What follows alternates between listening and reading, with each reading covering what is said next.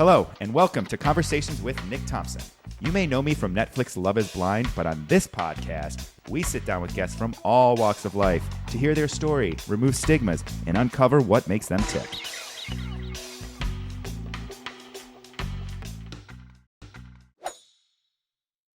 Welcome to this episode of Conversations with Nick Thompson. I am Nick Thompson. Today, we are going to have an amazing guest. Her name is Dr. Stacie Barber, and she is a doctor of physical therapy and a whole lot more, which you'll learn about today if you don't already know her. So I've been following Dr. Stacie on Instagram for at least now coming in on almost 2 years. What made me think about reaching out to her is weeks ago now, I was on a walk, which, as you know, I like to take a lot of walks. And as I was on a walk, I happened to be walking past the place that I slipped and fell in 2021. When I slipped and fell, because it was a blizzard and I still had to get my walks in, I slipped and fell on some ice in the snow, and I herniated a disc in my lower back.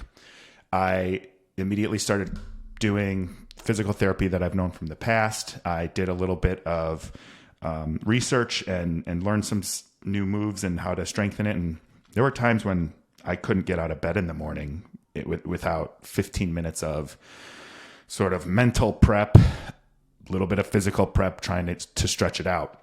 So I started following Dr. Stacie shortly after this. I went to a chiropractor. I went to a doctor. I didn't want to have any pain medication unless it was absolutely required. And I just wanted to strengthen it back up and kind of cure this ailment myself with the help of some physicians and some physical therapy. Someone from my work recommended following Dr. Stacie on the Physio Fix on her Instagram. And I immediately noticed that she was pumping out content every day, but not nonsense content, like content that can actually help you, or in this case, help me in my day-to-day life. She had very consistent messaging. It was fun. It was easy. It was informative. There were descriptions in the captions for those who take things in better reading. And it was just constant content and a whole library worth of stuff on her feed that was actually good for me to incorporate into my life every day at that time. As I was rehabbing my injury and as I was seeing a chiropractor, I was doing physical therapy, and then I was supplementing it with a lot of the content that I got from Dr. Stacie on the Physio Fix. It really got me thinking as I walked past this place that I slipped and fell almost 2 years ago, got me thinking about asking her to come on the show as someone that I followed, someone that I had trusted and had been on my mind since I immediately thought about all the work that I had to do to fix my back in early 2021. As I was reviewing some of her content and going to DM her about coming on the show, I immediately thought to myself, wow, this was super helpful, but it wasn't just the approach. It was the way it was supplementing what I was already doing in physical therapy that wasn't really working. But it combines strength, it combines technique, it combines a lot of maintenance and strength building too. So you're not just getting yourself okay, you're getting yourself back up to where you were before the injury, not just tolerable. And that's a message that I've heard her say in other interviews that I've heard and in other content as well. As I kind of looked into her to prepare for the show today, I learned that not only is she a content creator, but she's actually an entrepreneur, and she's built a complete business with an in-person facility, and she's done all of this over a few years. I thought that her journey is really interesting because she is a doctor. She does strength training and Olympic training. She's putting out content daily and has been doing so for a long time. I am curious how someone like Dr. Stacie understands their passion of helping people physically, understands the challenges of creating consistent content, built her own business as an entrepreneur, and continues to sort of foster this global community all around physical therapy and strengthening your body and fixing what's injured. I thought her journey, from what I could piece together, would be an interesting one to explore. And I wanted to have her on to not just talk about her journey and talk about physical therapy and the importance of strength and all of that, but really dive into what it was like for her to build this business, how she got started, how she deals with the requirements of social media and, being an influencer or a personality on social media. So we'll talk a little bit about the hostility on social media, producing consistent content, how she got started, her business, her future plans, both personally and professionally. And I think it's a really, truly good opportunity to put the human in front of the content with this conversation, because so many people know who she is from years and years of producing this content, but they don't necessarily know Dr. Stacie as a person. So I think it'll be good to put the humanity back into a content creator and talk about that. We'll talk physical therapy. We'll talk her journey, personal life. And I think it's going to be a great conversation. Hope you enjoy it. Let's get to it. Today, we have a great guest. I'd like to welcome Dr. Stacie Barber onto our show. Dr. Stacie is a doctor of physical therapy, an entrepreneur. She's an educator. She's a health coach and a fitness trainer. She's also a former gymnast and the founder of the Physio Fix, which I have been following on Instagram for a while now and have some great useful content on there. And maybe the most important thing about her is that she's a mom to 5 dogs who she also employs to support her patients at her facility. So I'm excited to have you as a guest. Welcome to the show. Thank you, Nick. Thanks for having me on. And yeah, that's a very important part about my dogs. They all come to work with me. There's 3 here right now. Oh my gosh, that's so awesome. At my last role, we were at a WeWork and we could have dogs. And when I would bring mine in there, it was just like the best day for everyone. They really do help. Yeah, patients love it. It's like really good emotional support. Totally agree. So I always like to start off with some small talk questions just to kind of break the ice. And I want to start by asking you, like, what is your favorite food? Ooh, sushi, hands down. I had it last night. It's just like one of those things that we get at least once a week. And I love like fancy sushi. Oh, very nice. Have you ever been to Chicago? Yes. Okay. I am just newly into sushi, and I have Ooh. to tell you, there is some really good sushi, or at least from my perspective here in Chicago. So if you ever come up here, I'll have to give you some recos. Yeah, for sure. Yeah. And you have to like get some of like the fancy sushi, not just like the California roll, because that's basic. You got to get like there's like an oh my God roll at most of the sushi restaurants, and they like bring it out and it's on like they put it on fire and they'll like Oh, sear wow. it right in front of you. And then it's amazing.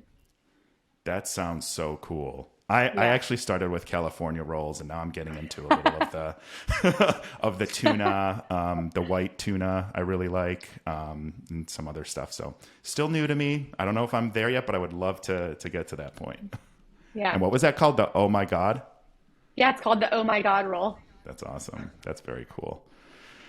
So I would imagine you are a very healthy eater, and you're probably very regimented, but if you were to pick like a cheat or a dessert, what would it be? I would say probably cupcakes. I like cupcakes. I don't like a big cake, but I think that like, have you heard of Georgetown cupcakes? No, I haven't. Okay, so they used to have a show, I think, on like the one of the food networks. It's in like Washington, D.C., like Georgetown, and that's where my home is. So it's like fun to Oh, go back there. And my mom sends me a dozen cupcakes on my birthday every year. And so I live in Arizona, so they travel 3,000 miles to reach me, and I get them, and they're like the best wow. thing ever. That sounds really good. I'm actually going to write that down. You said St. George? Georgetown cupcakes. Georgetown. I love cupcakes, but I'm kind of like you where I can eat like, I want to eat just one at a time, but if I had 12, it would probably just take like the day and they Yes. would be gone. Yeah. My treat to myself for so long because, I was a little overweight as a kid. And so as I got older, I had to kind of like retrain myself on how to eat. And for my birthday every year, I would let myself eat an entire dozen of Dunkin' Donuts. And Ah, it what it would be flavors? all I would eat. Oh my gosh, my favorite was the buttermilk one. That's kind of looks a little bit like a muffin. Yeah. And then of course anything jelly film filled is amazing to me. So it would be Yeah. mostly those. And then maybe like a standard frosted with sprinkles or something just to be nostalgic. Yeah, I like the old fashioned ones. Have you had one of those before? Yes, those two. Those would be in Those are there really too. good. They just crumble in your mouth. It's a Oh, really wonderful thing. amazing. I'm a foodie if you can't tell. I can tell. I can tell. Do you like to cook? I do like to cook. I do a lot of grilling. Like Oh, you said, nice. I eat rather healthy, but I do like to grill most of my food. So I'll do like, grilled chicken every week. We do steak and stuff like that. So I love to just get outside and just kind of throw things on the grill. And I don't know. I just feel like it's nice to make your own food. Yeah, I agree. I love to grill. I haven't grilled in a while though because our rooftop is getting my rooftop is getting basically destroyed and then rebuilt. So no outside area for me, but I love grilling. I miss it. What's your Yeah. what's your favorite TV show that you're binging or have binged recently or are looking forward to binge? Have you ever seen the American Horror Stories? Yeah, I love those. Big fan. Okay. Yeah. So they have like, it used to be American Horror Story with like no, S at the end. And now they, like the last two seasons, they like have American Horror Stories. So it's every episode is a different kind of show. Doesn't have a carryover. So it's kind of cool to like, I don't know. I like to binge watch those because they're just like, it's a psychological thriller horror sort of thing. And I don't know. I just kind of love that stuff. So I loved American Horror Story, and I just noticed not that long ago, like a couple days ago, that it was Stories now. Yeah. And I haven't watched it in a while, so I'm gonna have to check that out because it is an investment to like. And they're hard to watch because they are kind of like you said, psychological and morbid. What was your favorite season, or do you just prefer the new sort of anthology style? My favorite season. I think it was like season 2 or 3 when it was about the hospital. Do you remember that one? Yeah, It was the like, mental yeah, hospital. yeah, the Yeah, that mental was great. hospital. Was that 2 or 3? I can't remember. That was two, Okay, yeah, Asylum, yeah, and then three was yeah. Coven, the Oh, that one was a witchcraft good one one. too. I do love that one because Stevie Nicks was in that one, and I love Stevie Nicks. Oh, Yeah. nice. Nice. I actually, yeah, those are my two favorites, two and three, I think. There was the circus one I never watched. Then I came back and I watched half of the hotel one with Lady Gaga. But Yeah. yeah, I wasn't really feeling it. And then I watched The the Roanoke one one, was terrible. I didn't watch that. Wait, which one was Roanoke? It was like, I think it was their actual last season that they had the normal American Horror Story. Okay. Okay. So that one I didn't see then. I watched the one that was like basically about the election. So that was like probably the last one I watched fully. Oh, that the Purge. It was kind of like they had a lot of masks Yeah. in it. Yeah. Yeah, that one was weird. I was more interested in like Yeah. the social experiment of it all that one, but Yeah. no, those are good shows. I'm gonna have to check out the new one too. Yeah. I It's think that's good. awesome. So what is your favorite hobby outside of what you normally do, which is strength training? Do you still Olympic train too? Yeah, I have Olympic weightlifting competition December 10th. That's so cool. December 10th, Yeah. you said? Very Yeah, cool. so in about 12 weeks. How do you, we'll go back to the other hobby question. Like what is the training like? Do you train every day? Is it just weightlifting? What type of training is it? So usually when I'm in off season, I do a lot of like power building. So it's a lot of power lifting type movements and then a lot of bodybuilding to like just kind of keep my strength up and work on things that I don't train every day when I'm training the main lifts. But once I start prepping for a competition, you train the lifts over and over and over again. So I train right now 5 days a week and they're only Okay. hour sessions. I don't let them get out of control. I schedule them like in my lunch break every day when I work with patients. So I can kind of make sure I get it in. And it's just a lot of complexes. So you'll do like a snatch pull, and then you'll do a power snatch, and then a normal snatch, and then a snatch balance. And that's like one rep of that exercise. So it's just a lot of the same lift over and over. Wow. Do you expect to like win the competition, or is this something that you're just doing more for yourself and your training regimen? Yeah, yeah. Usually, like local competitions, I hope to win. I haven't competed in about a year and a half, and since I ruptured my Achilles last December, this is kind of my comeback meet. Uh, So I haven't competed obviously since that happened. So I really just hope to at least kind of get to where I was before injury. And if I could get a personal best, that would be phenomenal. But this one's just more about my like just getting back out there and like, being able to get back to the same level of competition that I was previously. that's awesome. I love that. It's good that you're kind of competing with yourself in a sense too. So it's not going to be all about, just getting out there and winning. So tell us a little bit about your Achilles injury. How did you rupture it? What's your rehab process been like? Okay, so I ruptured it. It was our holiday party. So I have my own business here, the Physio Fix, and we recently, like in 2020, I opened. 2021, I finally like had some staff, and so the end of 2021, we decided to have our first annual holiday party, and we decided to have it at this place called the Sky Zone. And Sky Zone is like a Ninja Warrior trampoline park, Whoa. and so they have all these different like elements that you can, do trampoline stuff. You can like do the rock climbing wall, all of that. So we went there and it was like 30 minutes into our holiday party, I decided to run up the warped wall. If you're familiar with that, it's like this wall that's curved and you try to like run up to the top of it. And the wall was about 20 feet tall. I'm 5'5", so I'm not very tall, being a former gymnast. And I kept trying over and over again. I was so close to touching it that the time that I ruptured my Achilles, I was like pushing off as hard as I can. And then obviously it was just more force than my Achilles could, handle, and it just popped. I can't even imagine. That's like the one thing, like I touch it and I'm like, please don't ever rupture. Like I think I can handle anything else, but the feeling of that like rolling up the back of my calf. So what was that? Did you know right away or did you need to get in? Okay. No. I knew right away as soon as it happened. I have it on video too. So as soon as it happened, you can even hear it. And so I heard it and it felt like somebody stepped on my calf or shot me in the back of the calf. And I just sat down and I was like, oh my gosh, I just ruptured my Achilles. And everyone around me was like, no, you just sprained your ankle. And I was like, no, I did not just sprain my ankle. And, I contacted a surgeon that I know right away, texted him, and he got me in for an appointment. And I got into surgery like 2 days later. Oh my gosh. What was it like in those 2 days? Agony. Like it was really, really painful, but like what can you do at that point? So I got put in a boot right away. And I remember just thinking like, let me try to maintain or like try to, get as strong as I can before this surgery. Cause I know I'm not going to be able to be weight bearing for 8 weeks and I'm going to lose a lot of strength and a lot of muscle. So those 2 days before surgery, I was like still squatting and still doing everything like normal because I knew it was going to be so long until I could do that again. Oh my God. And that, because it was just ruptured, there was no way you could further injure it. You were in the boot to kind of protect something else from happening. So why not, right? Exactly. Wow. That's good. Cause I feel like a lot of times, and this has happened to me too. Like I sprained my ankle really bad, a number of years ago now.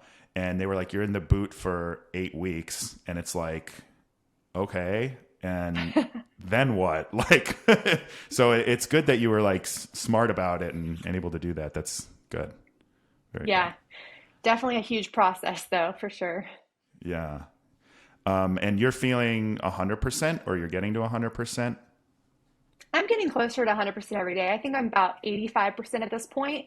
So being a former gymnast, some of the things I wanted to get back to other than Olympic weightlifting and kind of doing normal daily, stuff is to be able to do a backflip again. Like before surgery, I could just, anytime I wanted to, just do a back tuck.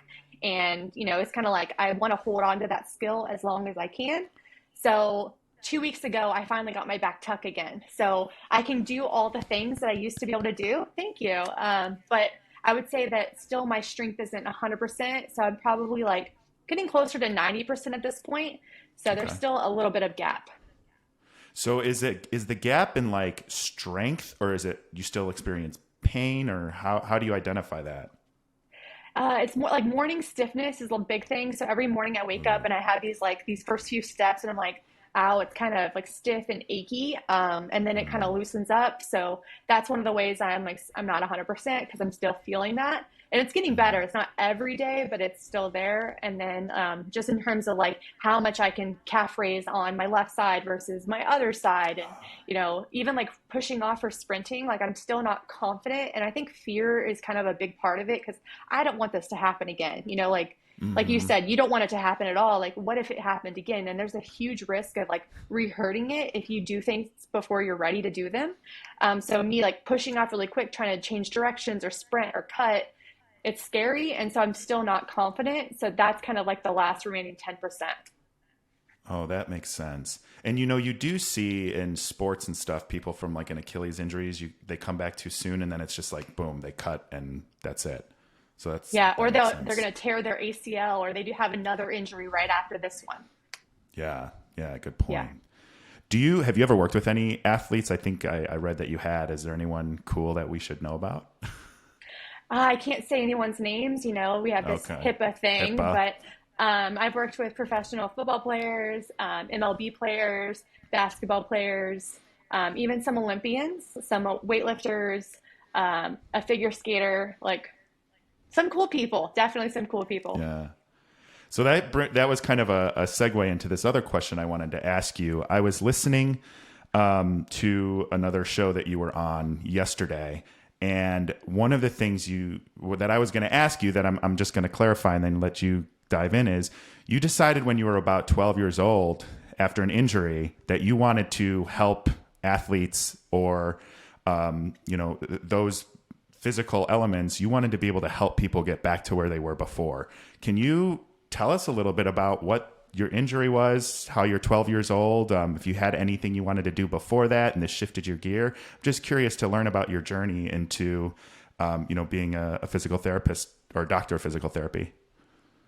Yeah, good question. So I think it was when I was about 12 years old, I had fractured my heel and I fractured it a couple times and then I fractured These the other injuries. side. Like, oh yeah, I've had so many injuries. And that's kind of what fueled my passion and my fire to help more people because I'm like, I can get back to high level sports at this point because I know what to do and I want to help others do the same.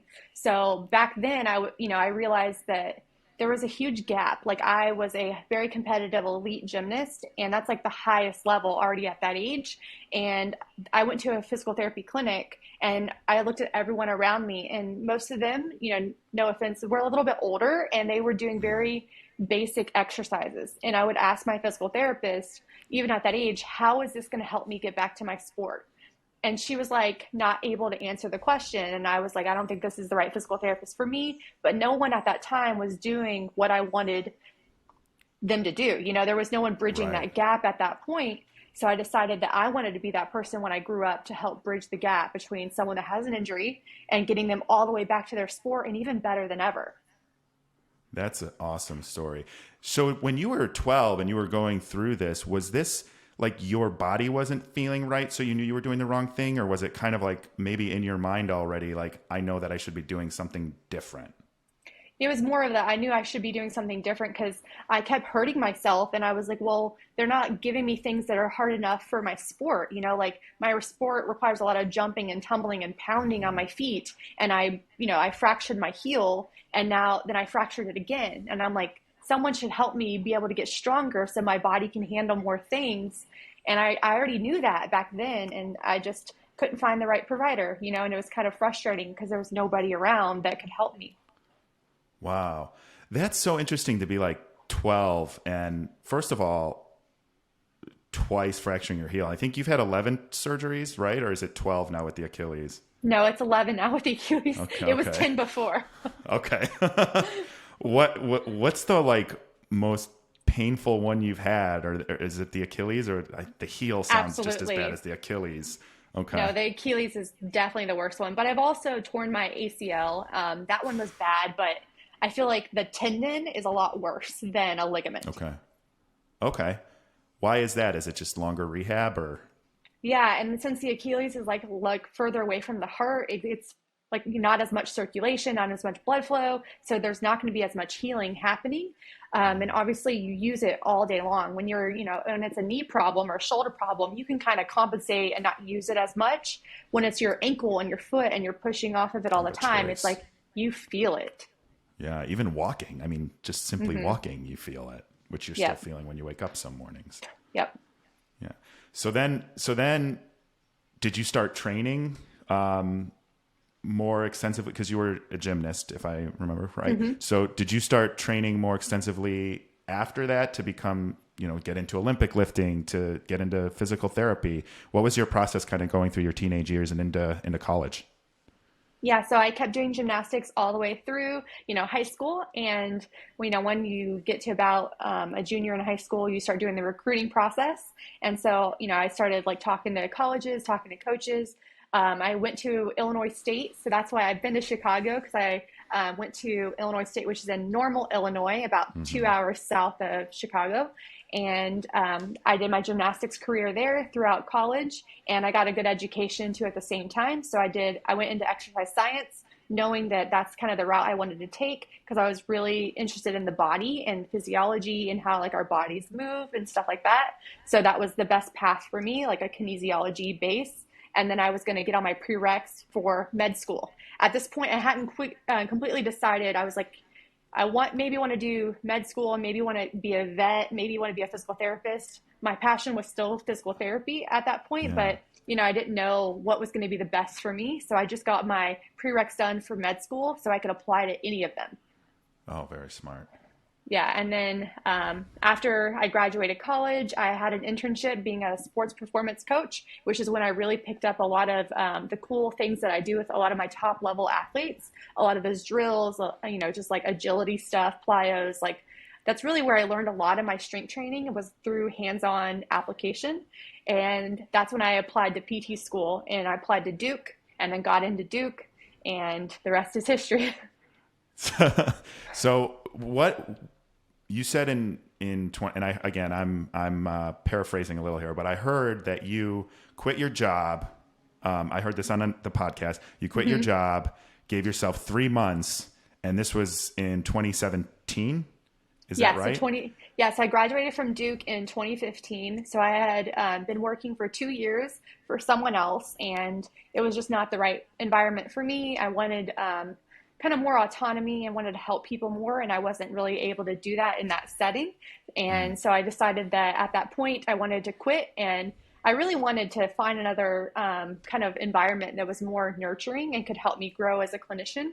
And once again, I realized back in 2017, there was none of that. No clinic existed that was what I wanted. And so I decided to build kind of my own thing, this like hybrid model between physical therapy and sports performance coaching, and do it in a one-on-one model. So working with patients one-on-one for an hour, give them all my time, give them my attention, and get them feeling better faster. So yeah, I gave myself 3 months to get up and running and started treating patients.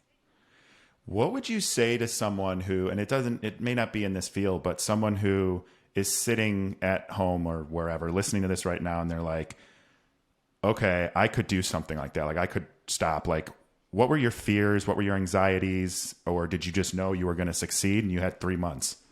No, I did not know I was going to succeed at all. It was like, I just remember telling my husband or my boyfriend at that time, now my husband, I was like, I want to try this. And he was like, well, do you think you can make it happen? And I was like, I mean, I want to try, like, it doesn't hurt to try. Like I can always go get a job somewhere else if it doesn't work out. So why don't I just put all my eggs into this basket and try to build something that I feel like is like me going to be leaving my mark on the world, like this is my legacy. And so he was like, go for it. So we looked at our finances and was like, we can go 3 months without me making any income. And then I was like, okay, let's do it.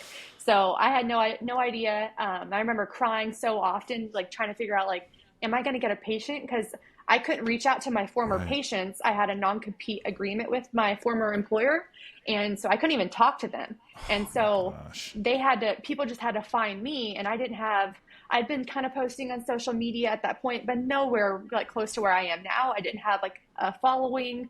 I was starting from scratch and trying to build, I was trying to build my online platform and try to create online programs to have like online services. The same time I was trying to create in-person services and get everything up and running at the same time to try to figure out which one was going to blow up.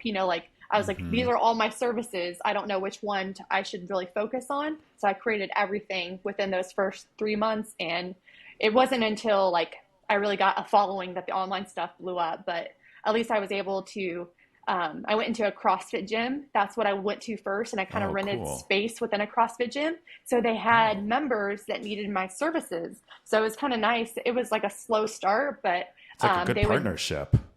it really was like they would get hurt and then I'd be there and they would come see me and I'd be like, okay, like let me quickly screen it. Like maybe you need my physical therapy services. Maybe you need to go to the doctor if it's a fracture or whatever. Hmm. And so they would just come and slowly I'd get more and more patients and everything kind of just grew from there. That's awesome.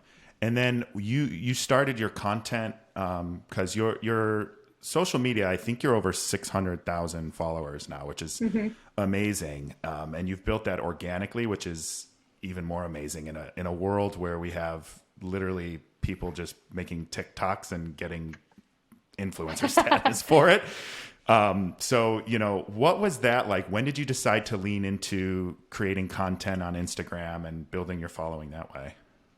Yeah, I started my Instagram, I think it was 2016. So at that point, I decided to just kind of like start sharing what I was doing because I was already doing things a little bit different than my colleagues that were working at the same place I was. Because I had that strong strength and conditioning background. I would, load my patients more with like a barbell, not just a TheraBand. And so I wanted to show others like what was kind of possible. And I would just start filming things and it was very inconsistent, very irregular, like posting just kind of whenever I had time because I was still working a lot for this other person.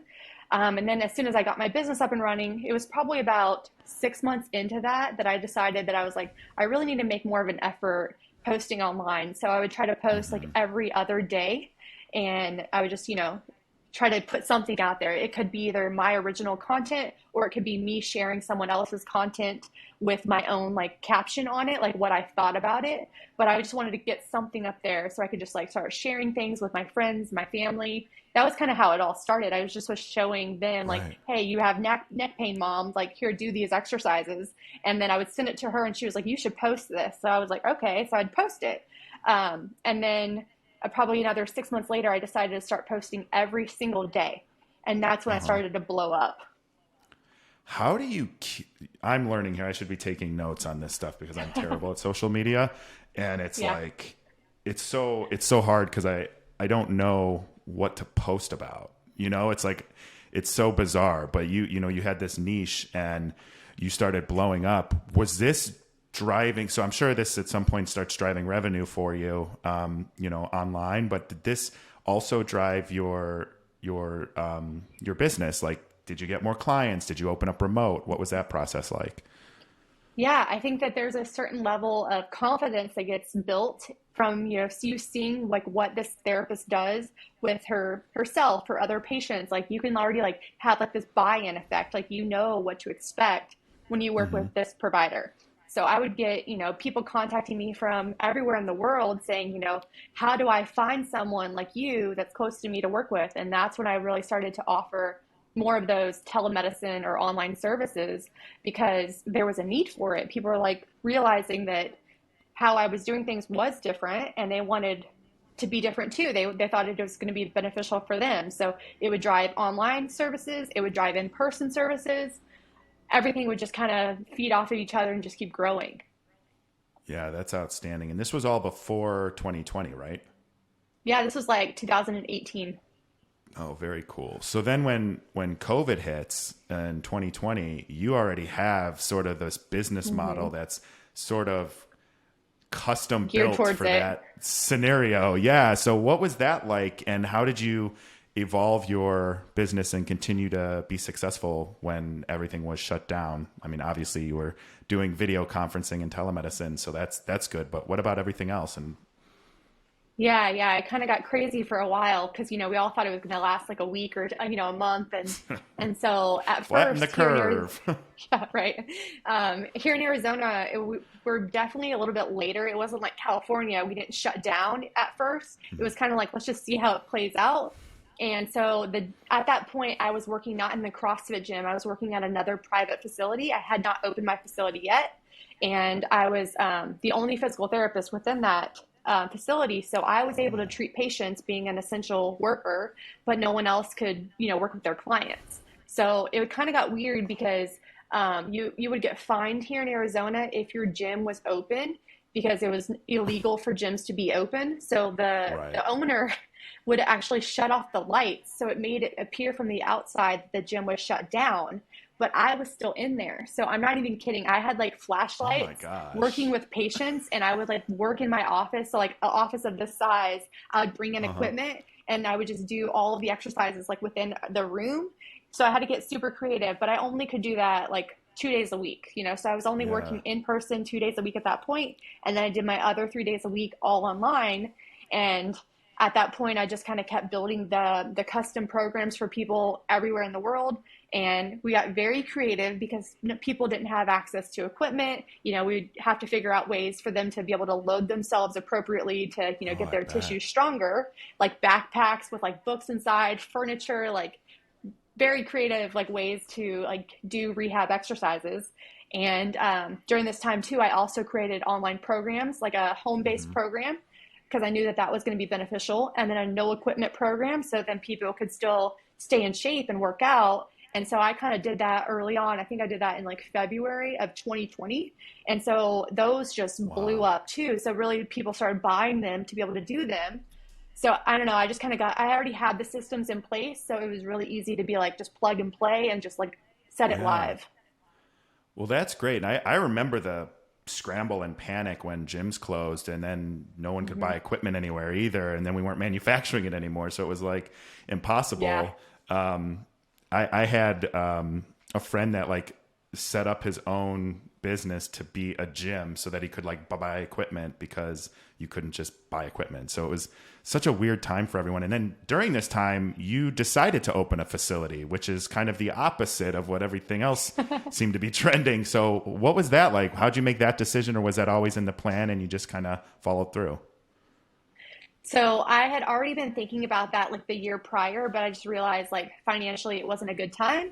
And really COVID like pushed me to do this because like I said, the place I was working, the lights were off. It was like an unstable situation. And I knew that like I could still help people, So and I could crazy. help people in a better way if I had the lights on and I had access to equipment and stuff like that. So I just decided that, like now is the time. I have to do this and I have to do it now. So I decided to kind of look for places in this area, and I opened up the day after Labor Day. So September of 2020, Okay. I opened up here. And so we just celebrated 2 years of, having my facility. Congratulations. That's awesome. Thank And you. that had to be a little tumultuous with the ups and downs. Or I don't know what lockdowns were like in Arizona, but here in Chicago it was like lockdown one day, not the other day, wear masks one day, wear masks half this day. It was all over the place. Yeah, it's very similar. We're kind of the Wild West though, so sometimes we're a little bit more lenient, or people would be like, "I'm not listening to that." But yeah, Yeah. everyone was coming in with masks. We were all wearing masks. And, we even had those face shields at a certain point too, which just got crazy with a mask underneath it and working with people, and we made it work. But equipment shortages really was like a huge part of like when I opened my facility. That was the hardest thing because I I bet. had the place, and I got like the flooring done and I got the offices set up, but equipment, like I didn't have that. And they were like estimating 6 months. And I'm like, I Six don't months. have Yeah. 6 months for equipment. And so what I did was I already had, a lot of patients at that point and a lot of my in-person patients. I sent an email out to all of my in-person patients like, hey, if anyone has any extra equipment at home that you're not using, I would love if you bring Yeah. it in. And we could use it, and then it's only going to be short term, and then I'll give it back to you when I'm done, but I would really appreciate it. And my community just came through. They like people are just dropping things off left and right. That's so awesome. And Yeah. what a community too that you can like make that request and they trust you and Hmm. care for you so much that they want to help you still be successful. Yeah. That's really good. My Yeah. community is full of hate, so just kidding. Not all of them, not all of them, just some of them. But let's talk about that. Like, so on top of building an Instagram following, delivering content every day, starting your own business, then opening your own facility, and you employ 11 people now. Is that Yeah. yeah, so you employ 11 people. How do you continue to foster your community? And I think you have to be a part of it, right? So you Yeah. can't just throw up a content and then not engage with people, or it doesn't matter. So how do you foster your community with everything else you've got going on? I have to set time aside. Everything is very structured in my life, but being a gymnast growing up, like we trained like 30 plus hours a week. So I was very used to going to school all the time and then going, training all the time. And so I thrive on a schedule, so I like to schedule things in. So I know that like when I post every morning, if it's like I'm trying to work with my online community, I'll make sure I engage for the first hour with the comments that come through. So I do that every single Smart. post. I'll make sure the very first hour of people that come in, like those are the people that maybe they have notifications for my post, or they're the ones that really, really follow Smart. me, that I engage with them quickly right away. And then they every single day they engage. And then, I would have like a subscriber thing now on Instagram because that's one of the new features. And so people that also want more of that like message back and forth or want to communicate with me more, I communicate with them all day long, and I will respond to their messages within 24 hours. So like there's certain things that like for these people, if they want a little bit more of that communication, then these are services that I offer for them too, and for my That's great. in-person community, we do like group training. So I do like a handstand class like once every quarter, and I do like a mobility class like once every month. Mm, Like, so I just get people in. It's like $20 to pop in. You can come in like via Zoom, you can come in person. So we get to that's meet new so people all the time and just work with them. And I lead those classes. That's awesome. So you really you have like mastered the multi-channel approach. It sounds like you've got fans, you've got subscribers, you've got patients, you've got people in person, you've got people. I'm imagining all across the world. I think you have a high subscriber count in India, if I'm remembering India. correctly. I heard that too. Yeah. So what? How do you manage that? I mean, there's if so much of your let me say that again. With so much of your community globally, there's time zones, there's language barriers, there's all sorts of different things. How do you keep everyone involved? Yeah, I mean, it's hard because there's going to be some people in Australia. I know they're like 18 hours, and that makes it tricky. So if it's Hmm. India's 12 hours, so they're either 12 or 12 and a half. I can't quite remember. So it's actually kind of good for them. Like when I post at 6 a.m., it's 6 p.m. So those are both popular times here or there, And so if I That post makes at sense. 6 p.m., it'll be 6 a.m. there. So like that's a kind of a community that I can always talk with and always go back and forth with. But Australia being 18 hours, it's like I need to be posting at 2 p.m. to hit them at like 8 a.m. So Oh it's yeah, you'd have to like figure that out. So that's a I don't full-time know. job in its own. Yeah. So I don't really worry about that anymore. I just post like when it's convenient for me because I feel like people, if they really want to see the stuff that I post, they're probably either, they're like going to get those notifications for when things come up, or they're going to see it kind of pop up on their feed, and it's going to reach the people that it needs to reach. And Hmm. so, my time is important too, and I can't obviously bend backwards for every single person. So I just try to do what's best for me, and especially like, me and my husband, we're trying to, start a family soon too. Like there's Oh, like, I'm trying exciting. to get my stuff together and get my life together. So in a very like good order so I can make that happen. That's uh that's a good segue because one of the things that I wanted to ask you, you obviously have this massive community around physical therapy, strength training. What how do you or do you share any parts of your personal life with your audience? And how do you decipher showing who you are as a human being versus who you are as sort of a content provider? That's, I think, the hardest thing being like, because I feel like being online, you can be criticized for anything, right? And it's so easy for people to just send you a message being like, I don't care about this information, or like, like go cry to someone else. Like if I share something personal, it's going to be offending somebody, right? Right. There's like something I Smart. post every single day that's someone's not gonna agree with or whatever. And so I get messages, like, doesn't matter if it's content related or personal related. So I decided a long time ago that I wanted to I wanted to show up authentically as my full self. So I'll post some things personal and I'll share like what's going on. But I also recently created like kind of my own personal Instagram page called Doc Stacie, and I share a little bit more. So I'll be like on the Physio Fix page, I'll be like, hey, if you're interested in learning more about what happened to me today and like more personal stuff, hop onto this page because I'm sharing more right now.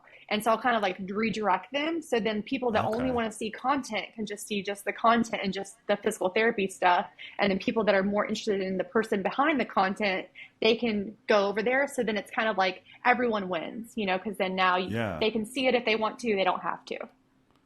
I subscribe to both, just Okay. to just to let you know. So what do you think?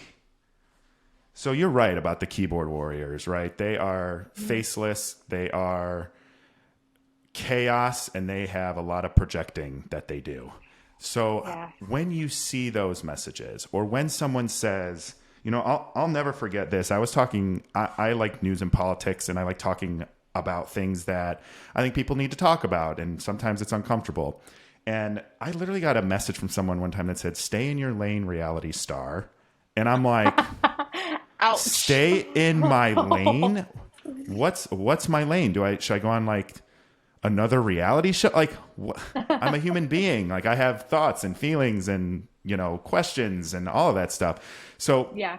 I'm pretty comfortable with myself, but there's still some things that get to me. How do you Yeah. manage when you get that one that just stings, even if you're able to kind of brush most of them off? Well, if it's a comment, I completely delete it at this point. I don't even want to see it anymore. I don't have any problem just deleting. If someone like slides into my DMs and is being incredibly rude or hurtful, or just even like they're just sending me inappropriate messages, I have no problem reporting and blocking and stuff like that. Good for Like you.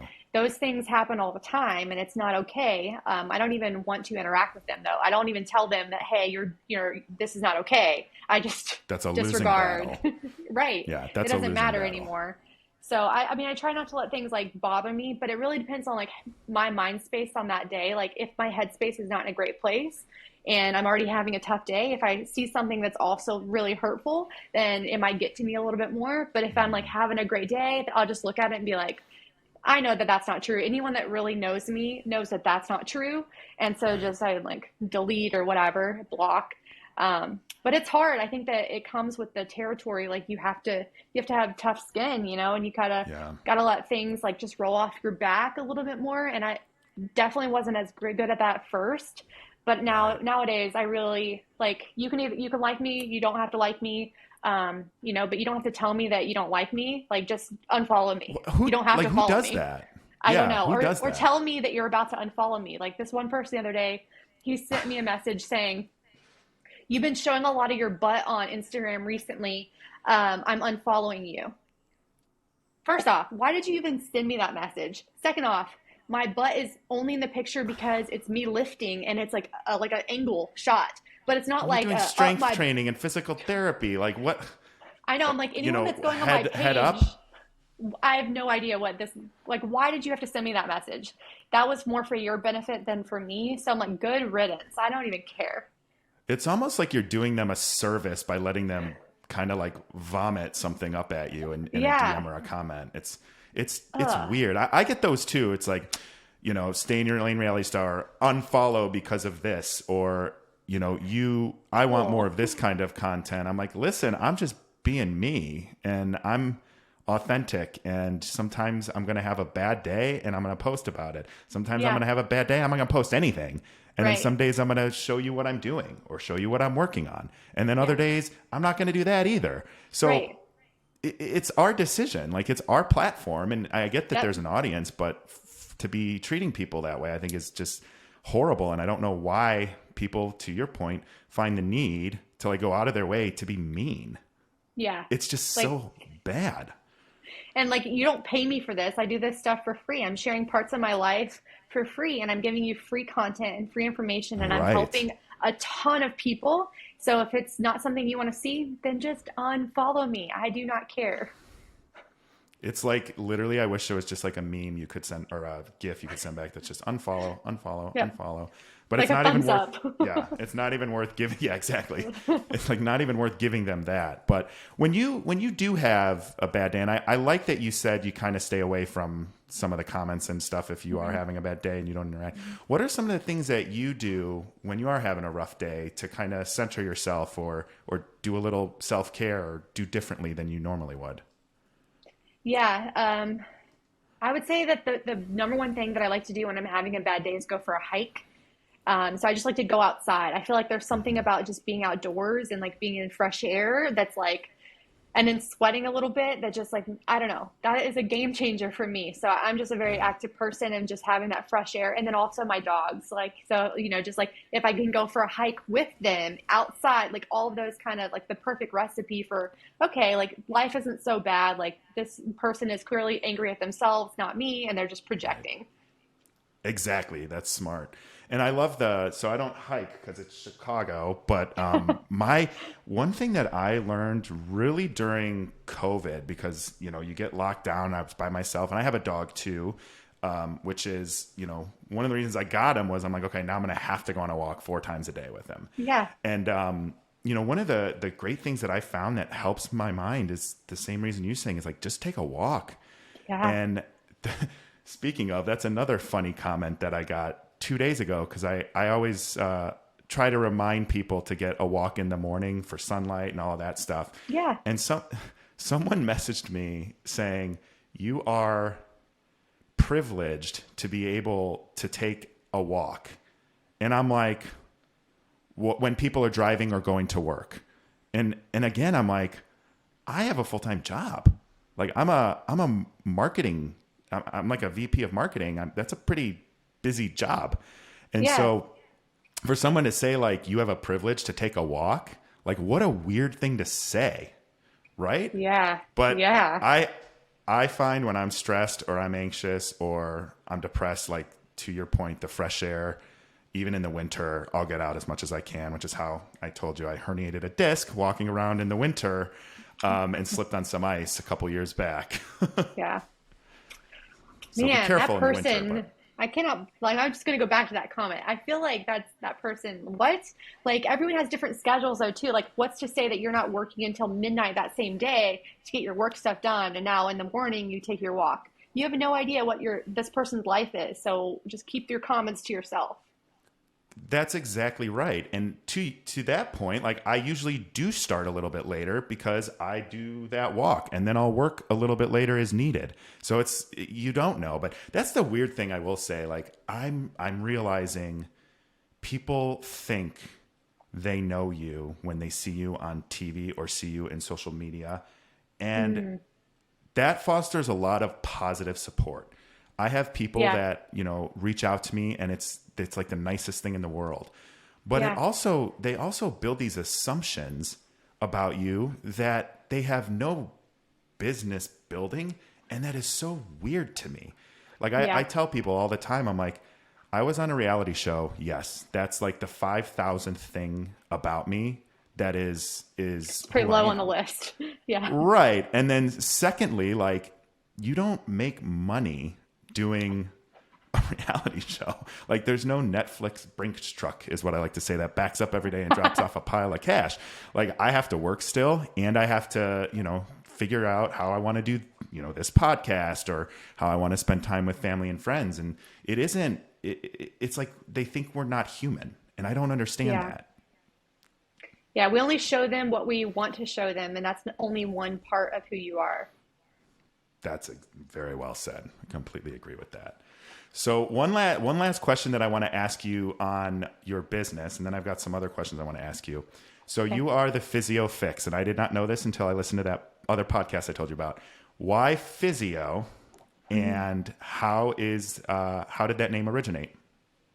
So I decided that I wanted to help people globally. Like I'm a big believer in helping my local community, but I also know that there's a lot of people out there that don't have access to good quality healthcare, that have no idea what good quality healthcare should look like. And I wanted to be able to reach those people and get their eyes on what I do. So I decided that instead of calling myself like something with physical therapy in it, which is a very United States term, I wanted to create something more global. And the term physio or physiotherapy is a term used in every other country, even Canada, around the world. So we're the only one that says physical therapy. Everyone else is physiotherapy. So I was like, let me call myself the Physio Fix so I could reach all of them. And that's kind of why I have more of the India following, and I have a lot of people from England that follow me, like Brazil. Like I have 30% of my followers are from the United States. That's it. 70% are from everywhere else. That's so, again, to like the diversity and the community that you build, that says a lot. Because when you have a message that spans, heck, that like spans across this country, let alone the whole world, like you're doing something good and you're really fostering a community that people are comfortable in, especially when anything physical, it's tough because you don't want to, you don't want someone to get hurt. You don't want to offend someone, you want to be inclusive. So congratulations. I think that's really interesting actually. And do you think Yeah, it's like one of those strategic moves that I made, and I didn't know how much it was going to pay off. It was just like I kind of wanted to separate myself from everyone else that had like the DPT behind their name or a PT behind their name. So I was like, just going to do something a little different, and it really paid off. That's really great. That's really great. So shifting gears a little bit, I want to ask you, we've talked about your journey. We've talked about, your entrepreneurial venture. You're doing great. You should be, and I know you are, you should be proud. And you're helping people across the whole world. So let's talk about you. Like what is something about you that would surprise your most diehard loyal followers and fans or patients? Just something random. Yeah. Okay. I don't drink coffee. Oh my gosh. I've been hearing more and more people like giving it up. Do you not like it or did you give it up I for don't a like health reason?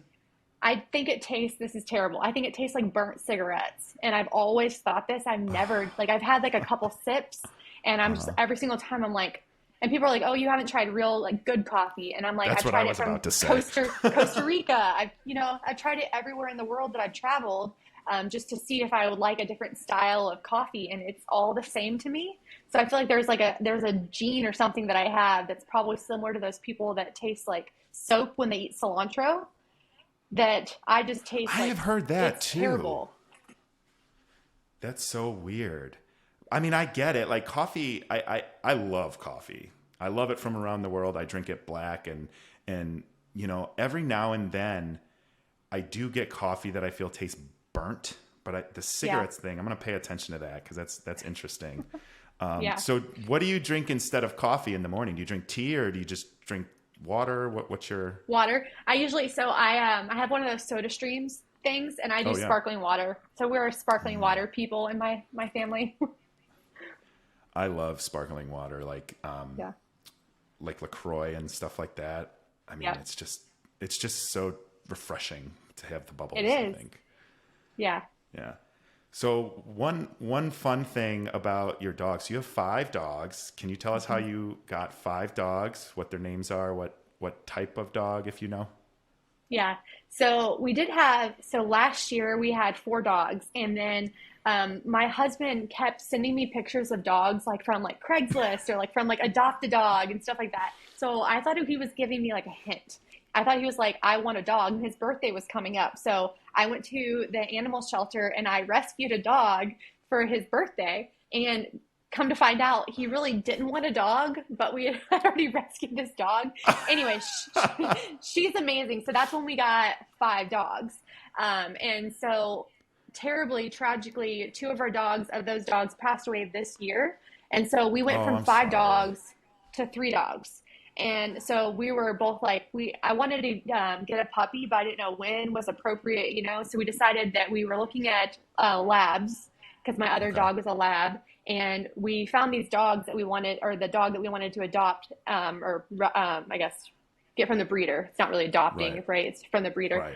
Right. So we went to California. We drove there to get a dog, and there was another dog there that hadn't been like picked. And so then there was 2 dogs left, and I was like, ooh, can we? And so then we went back to the whole situation of we came back with 5 dogs. I think it's just how many you're supposed to have. It's going to keep working out that way. Yeah, and they're amazing. They're all different. When I got my dog, it was so funny because I was thinking I had just started a new job. I was going to be working from home primarily. And I was thinking, maybe now's the time to do it. I'm sitting on the couch. It was like probably a Tuesday night. And I just like start looking and I scroll and I'm like, that's the one. And it was like, just like that. And then I went and he's a mini golden doodle. He's laying right here. But he might come say hi now that I said he's getting up. but it's like, I don't want to see any of the other puppies you have. I just want to see this one, because I would walk home with like all 5 of the dogs they had there myself. I don't see that being a problem. Yeah. Well, sometimes I feel like he would get so jealous. I met a puppy in the park, a mini golden doodle puppy, the other day, and he literally, anytime I went to pet the puppy, would like put himself in between us. Yeah. That's So, because he's like a solo dog. If he had a dog sibling, he'd probably not do that as much. that's a good point. You're selling me on You maybe should a get another second dog. dog. Yeah. So one last thing, and then I'm going to hand it to you if you want to ask me questions. Where do you plan to take your community, your platform, your business? Do you have expansion plans, or do you kind of like where you are now? Yeah, I think so. Right now, like I said, we're trying to focus on like building a family. So I'm kind of like I'm happy with the way things are right now. Just trying to foster my local community, make sure that we're able to help as many people locally as we can, and then globally as our time schedules will allow. Obviously, we can't add more hours in the day, but right now, I think that if we could just I have 3 other providers that work here. So if we could just all have full schedules all the time, that would be fantastic. So that's kind of where I'm focusing right now. In the future, though, I do have like this idea that maybe eventually I want to open up a second location. And my husband's family is from North Carolina. I went to Duke. So I'm thinking that my second location would be in North Carolina. So it'd be on both sides of the Oh, okay. country. So we'd have like a West Coast hub and then an East Coast hub. So maybe that's in like the 5-10 year plan. I don't know. Very cool. That's very cool. What does your husband do?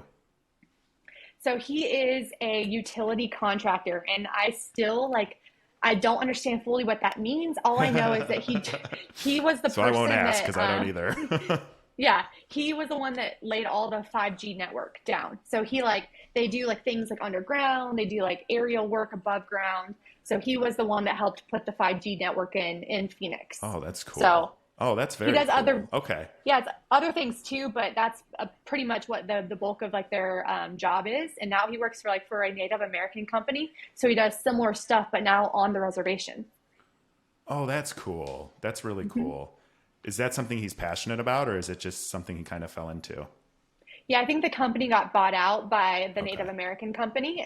They don't just only do Native American projects, they also do things off the reservation, but they have the Gotcha. ability to do both. And he does like going on the reservation and, because those people, some of the people, the Pima Indians around here, they don't have access to the same like quality of Right. life that we do. And so he's able to like give them internet and give them some of these things that we take for granted. And I think that's pretty fulfilling. Yeah, that's what I was wondering, because I don't know a lot about reservations, but I do like read about things when things go wrong, or I've seen some documentaries and movies, and it's like this little patch sometimes in the middle of our country, and it's like 30 years behind, and it's sad. So I think that's really cool that he's able to, with his company and his work, bring them into the modern times. Yeah. Yeah, it's crazy, but yes, it's pretty cool. Yeah. Very cool. So now I'll flip it over to you. If you have any questions you want to ask me, we can be fun, funny, serious, whatever you want. Okay, so if you were to have a book written about your life, what would it be titled? Oh, that's a good one. If it was an autobiography, I would probably call it Unapologetically Myself, which is my tagline is for my own self-care, is like, you know what, I'm just going to be me. And if, to your point earlier, if someone doesn't like me, cool. If somebody does, cool too. We'll collaborate. If someone else were to write it, like if I were to look on the outside, like I think my life's very ironic. I would be like something around being like a walking case of irony or something like that. That's fun. I think those are both good titles. I've often thought about this myself, and I think I have a good title for like an album, because there's multiple albums, right, that could happen, but Oh not yeah. for like the full book of my life because it's still being written. That's totally right. And like we're both, I don't know how old you are, but we're both still kind of youthful. And I feel like I have a lot of places I'm still gonna go. So it'd just be like part one of an anthology. But what are your album Yeah. covers then for you so far? Well, I would say that a big driving factor is adversity. With my million surgeries, my 11 surgeries that I've had, I feel like I've had to overcome a lot of adversity in my life. So I feel like, that would definitely be like a theme in there Hmm. too. And then now, like this part of my life is like maybe just like kind of being more present. So this phase is like trying to figure out like being like I don't always have to be in a growth phase. Like I could just like, be happy and content with where you're at and be proud of where you've come from and like just kind of be more reflective in that sense. So I kind of feel like that's kind of where I'm at right now. And then I don't know, there's going to be so many and it changes all the time. Yeah, and it can change in an instant. I do want to say though, it's funny that you say I want to be content as in it present right now, because I definitely sensed that in your answer to what you want to do and where you see yourself in the future. That you were just kind of like, I'm kind of here, and maybe in 5, 10 years I'll do that. So I think you're living it right. Like I got that vibe. Thank you. I'm Yeah. trying. I'm trying really hard just to be more present and be more like we just bought a new house too to like appreciate Oh, like, the congrats. house that we were at before and then now this house is like there it has a huge backyard and like has like a half of an acre, which is huge in Phoenix, That's Arizona. It's huge nice. in Chicago too. For our 5 dogs, of course. But like that's we would have never been able to afford that a few years ago. So through all the hard work that Mm. we've, been doing, like I'm proud of like where we're at. And you deserve to enjoy it too. That's Hmm. I don't know if it's definitely like a United States thing. I traveled a lot internationally for my previous job, and Hmm. but it is like we are always like in a hustle. And Right. I find myself in it, and I try to always be present because otherwise I'll just be, a ball of stress, depression, and anxiety. But Same. it is good that you're able to recognize that and sort of sit back and enjoy, look at your accomplishments, and focus on starting a family and Hmm. supporting your team and all of that. That's very nice to see. Yeah. Okay, next question. How about All you? right. How about the family thing? Do you have anyone special in your life? Well, I am currently going through a divorce, so Okay. that is Sorry to hear that. oh, that's okay. Thank you for that. So this has been kind of a new experience for me to navigate that in a very public way, and Oh yeah. and to really put words into it. I actually think a lot of people, you know, go through these things and they're really, really hard. And Hmm. you get your friends and your family and stuff talking about it, but they know you. But Hmm. now, to not to tie it back to social media, but kind of, you're getting all of this input from people who have no idea what your day to day life was like. And so I think, Yeah. like, for me, like, trying to navigate that and focus on myself and focus on self care and putting myself into this podcast. And this is really important to me to like have conversations like this where we're removing stigmas. We're talking about things that may be taboo, or talking to an expert about something like yourself, and what your experiences are like. I think that Hmm. is really where I'm thrown into. And once I get myself feeling confident, I tune out the noise, which I've been doing, and I Yeah. focus on this. And I started a new role at work, and I'm spending time with family and friends, and then someone special, hopefully at some point, comes around, and then we go Yeah. from there. Yeah. I mean, it sounds like you're going through a lot, but it must be a lot harder to do it in the public eye for sure. It is. I never imagined any of this for my life. Yeah. I always kind of thought I had something to say and something to contribute to the world. And when Hmm. I think back to like all of the things I wanted to be growing up and stuff, it was always like changing. It's more about ideas than like me as a person. And it's such a Hmm. weird thing to navigate now, because being on a reality show, people only care about you, the person, that they saw, or being tied to your partner. And it's just a unique thing to kind of to navigate. It's like a whole nother layer that really not a lot of people understand. Yeah. Well, thanks for being transparent about it. I mean, I know it's not an easy Absolutely. subject to talk about, but like you said, you're getting comfortable being uncomfortable and sharing those tough conversations. That's great. Yeah, that's exactly right. And that's, again, I'm unapologetically myself. I say that all the time. And if someone wants to judge me online or make my challenging time more difficult, that's on them. That's not me. Yeah. I'm just Yeah. being myself and doing the best I can. Yeah. Well, okay, next question. We'll get past All that right. subject. So I've never seen the reality show that you were on. So why don't you tell me what was your favorite part about being on it? Yes. So I was on Love is Blind, which most people listening probably know. But the most interesting part to me about reality TV is how, especially in this scenario, for this type of show, there's a lot of editing that happens when you see the final product. It's like not necessarily in the same order. And this is across all shows. It's not in the same order it happened. Things are edited in and out of context. So there's that. But this was so unique because overall it felt going through it like genuine. Like I don't watch reality TV. I don't really like Me either. the That's why I genre. haven't seen it. Yeah. And this is why my life's ironic. I don't watch reality TV. I end up on a reality TV show. Do you know what I mean? Yes. I want to talk about my ideas and changing the world for the better. And I end up on a reality show. Like, it's just like totally mind blowing to me. But I think it was just how authentic, the process felt in real time. And I really did feel like I didn't get manipulated like you hear happening. I definitely think there's always going to be a little bit of that with the scenarios and scenes and stuff that you're put into. But like overall, I don't think everyone can say this that was on the show. I definitely don't. But I kind of just felt like I was able to mostly be myself and go through the process there. Would I ever do it again? Probably not. I don't think.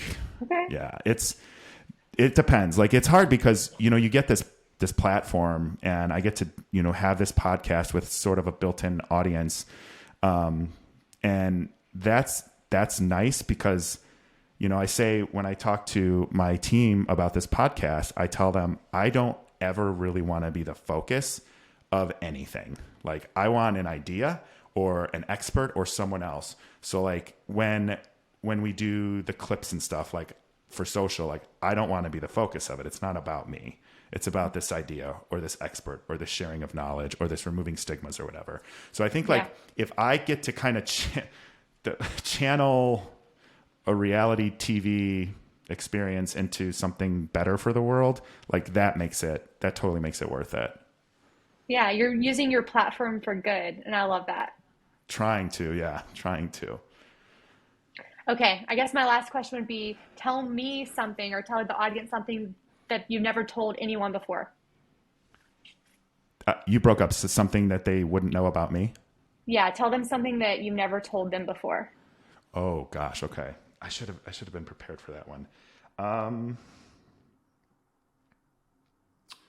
Something that I think some people might know this just because I talk a little bit about it, but I absolutely like obsessed with the Halloween movies. And Well, the last one's coming out. I know. And that's what made me think of this. Like I'm obsessed with them. I think they are awesome. I saw my parents were divorced. So my dad used to let me watch scary movies when we'd come over for the weekend after my sisters would go to bed. And I just remember seeing the original Halloween, which I was 13 because it was around the time H2O came out in 98 when Jamie Lee Curtis was coming back. And I told my dad I wanted to see that movie. And he's like, well, you got to watch all of them. You can't just pick up at the end. And so we would go back and I just remember being terrified and like so mystified by like why he was the way he was, why he didn't talk, why he wore this mask and just being obsessed with those. Like I have a couple different versions of the mask in the closet. I dress up as him for Halloween. And randomly, which that's why people might know is sometimes I post a little something of a Michael Myers around here, but I think that's it. Like, I love those movies. I can't wait for Ends. If Jamie Lee Curtis could just like one of my comments on her Instagram story, that would be awesome. Dream come true right there. If you're listening. Yeah, Jamie, just Yeah. do us a solid. Right. Please do us a solid. I even tagged her when I was in LA. I took a picture, like, she's the only one I cared about seeing her star. And so I took her star on the Walk of Fame and tagged her and couldn't even get a like. But that's okay. Did she even like see it? You know how like you can see if it was seen? I don't think she saw it. Yeah. Sad. I don't even want to go back and look. It's too depressing. Aw. That's nice. Yeah. Cool. Well, those are good questions. That last one really got me. So I appreciate the thought put behind those. Yeah. Well, it was nice to have a good conversation. I enjoyed this. Yeah, you too. Do you want to tell people where they can find you? Yep. You can find me on Instagram at the Physio Fix. Also at Doc Stacie, and my name is spelled Stacie, which is different than a lot of people. And then obviously the same at the Physio Fix on YouTube, on Facebook, all of that stuff. Very cool. And those links will be in all the descriptions for you. So you can just click and follow. Awesome. Cool. Well, thank you so much for coming on. This was really awesome. Yeah, thanks for having me. I enjoy this. Yeah, thank you. Thank you for joining me on another episode of Conversations with Nick Thompson. If you enjoyed the show, be sure to follow us and leave a review on Apple Podcasts, Spotify, and YouTube. Links can be found in the description below, and we can't wait to see you next time.